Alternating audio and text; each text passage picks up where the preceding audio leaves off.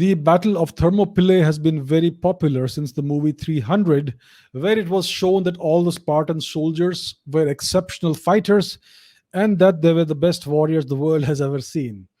They were the only Greek state that stood against Xerxes, etc.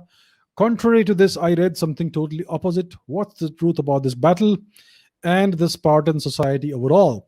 Look, um the Western world, especially Hollywood and the Americans, they have been obsessed with Sparta for quite some time. Basically, the Western world considers Greece and Rome to be the birthplace of Western civilization, along with, to some extent, Babylon and the Middle East because of the Semitic religions, and to some extent Egypt as well. But mainly, it's Greece and Rome. If you look at the American Express, the logo of American Express, the erstwhile long-term logo, it's that of a Roman centurion or of a Greek hoplite soldier, right? Spartan hoplite soldier. So yes, they've been obsessed with this, and they have.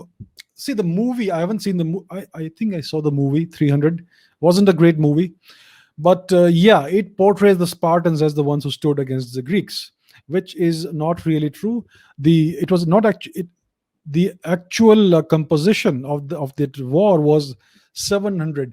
So there was an entire Greek army that stood against this invading Persian army that was commanded by their great emperor Kshayarsha, who is called as Xerxes in the West. His real name was Kshayarsha. It's a Sanskrit name.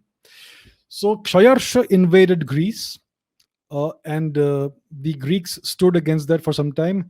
And then you had a coalition of 700 soldiers. It was an alliance of Greek city-states that stood against the Greeks.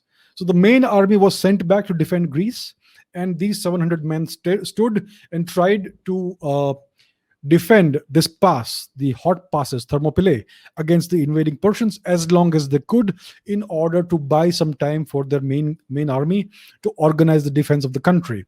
So it was essentially a suicide mission. Their intention was to die after defending as long as they could. So this was an alliance of Greek city-states. You had Sparta, yes. The king Leonidas was the commander or the leader of these 700 men, but you had Sparta, you had Arcadia, Corinth, Thebes, Mycenae, Locris, etc. So it was a big alliance, and you had soldiers from all these various city-states. So it was not just Spartans. Historically, Spartans were basically very militaristic, but they were known to retreat from a battle when it was not advantageous to them. So the mythology that has been built up around them is very misleading. They were good strategists. They would retreat and run from a battle if they needed to, if it was suitable for them strategically or tactically, right?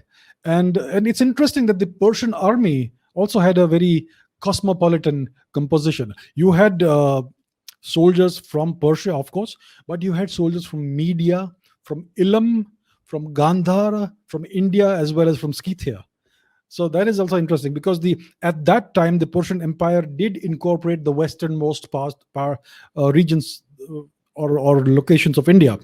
So you had Gandharan and Indian soldiers too in the army of Kshayarsha. So it was a very interesting event. I think this battle took place in 480 BCE, and it is not 300. It is approximately 700 men. So it's something that you should all read about because the truth is very different from what has been portrayed in that movie.